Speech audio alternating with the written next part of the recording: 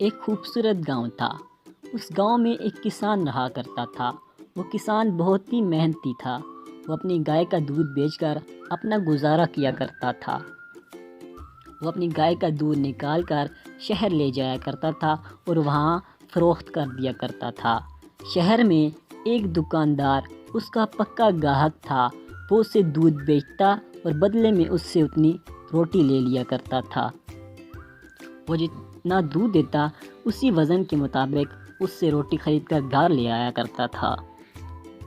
دونوں کا تعلق بہت اچھے سے چل رہا تھا، لیکن ایک دن جب وہ دودھ دینے اس گاہک کی دکان میں گیا تو تھوڑی دیر بعد اس نے کہا کہ یہ جو دودھ تم نے مجھے دیا ہے یہ کم ہے اور تم نے روٹی مجھ سے پوری لے لی ہے، یہ تم نے بے ایمانی کر دی ہے۔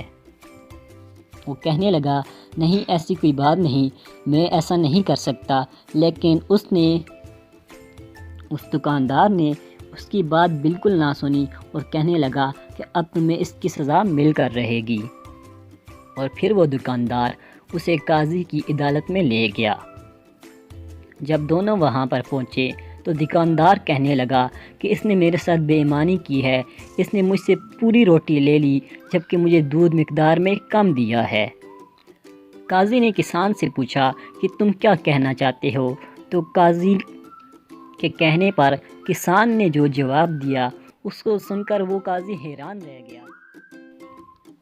کسان نے کہا کہ میں جو روٹی اس سے خرید کر گھر لے جایا کرتا تھا اسی کے مطابق میرے گھر میں رکھے ترازو سے میں وہ دودھ ناپا کرتا تھا۔ غلطی میری نہیں ہے، میں نے کوئی قصور نہیں کیا ہے۔ اس بات پر قاضی نے کچھ سوچا اور کہنے لگا چلو شہر چلتے ہیں۔ شہر جاتے جاتے اس نے کسان سے کہا کہ جاؤ اور اپنے گھر سے وہ ترازو ساتھ اٹھا لاؤ۔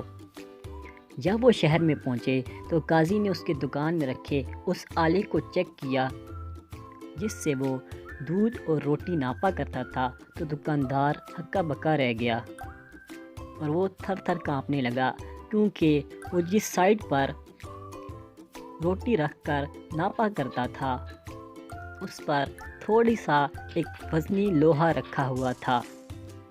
قاضی کو سارا معاملہ سمجھ آ گیا کہ غلطی کسان کی نہیں ہے۔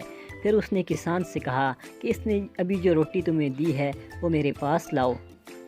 اس کے کہنے پر کسان نے وہ روٹی جب دی تو پھر قاضی نے وہ آلہ ہٹا کر، وہ لوہا ہٹا کر جب دودھ اور روٹی ناپی تو دونوں برابر نکلے، اور اس کے بعد قاضی نے کسان کو کچھ نہیں کہا اور کہا کہ کسان بھولا تھا اور اس کی بات سچ نکلی، جبکہ تم نے چالاکی دکھائی تو تمہیں اب سزا۔